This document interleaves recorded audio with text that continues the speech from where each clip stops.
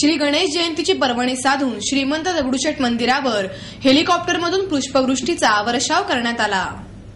पहाटे 3:30 वाजल्यापासून मंदिर दर्शनासाठी उघडले होते। दैनंदिन पूजा होत असताना भाविकांची दर्शनासाठी गर्दी होऊ लागली। सकाळी ध्वजवंदनाला जाण्यापूर्वी अनेक जण दर्शनासाठी आले होते। 6 वाजता शौनक अभिषेकी यांनी गणरायाला स्वराभिषेक सुरू केला। त्यांनी भूपाळीने सुरुवात केली। त्यानंतर पहाटेचा राग सादर करून संतांची अभंगवाणी म्हणून वातावरण मंगलमय केले। या स्वराभिषेकानंतर गणेश यागाला सुरुवात झाली। मंदिरात गणेश याग सुरू असतानाच बाहेर कोल्हापूरवरून आलेल्या 21 गणेश भक्तांनी मंदिरासमोर उभे राहून गणरायाची भजने म्हटली।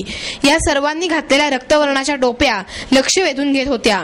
गणेश यागाची पूर्णाहुती झाल्यानंतर जन्माचा मुख्य सोहळा सुरू झाला। गणेश जन्मासाठी खास फुलांनी पाळणा सजवण्यात आला होता।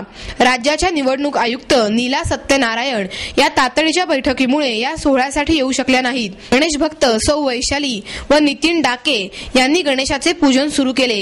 मंदिरात जन्माच्या सोहळ्यासाठी खास आलेल्या शुभांगी भालेराव व त्यांच्या 101 सहकारी सुवासिनींनी महिला भगिनी मंगलाचरण सुरू केले। अथर्व शीर्षाचे आवर्तन म्हटले आणि पाळणा सुरू असताना बाहेर मंदिरावर हेलिकॉप्टरमधून पुष्पवृष्टी सुरू झाली। हा पुष्पवर्षाव होत असताना मंदिराबाहेर लाखांच्या संख्येने भाविक जमले होते। सर्वजण गणरायाचा जयघोष करत गणांच्या अधिपतीच्या जन्माच्या सोहळ्याची अनुभूती खास गणराज्यादिनीच घेतली।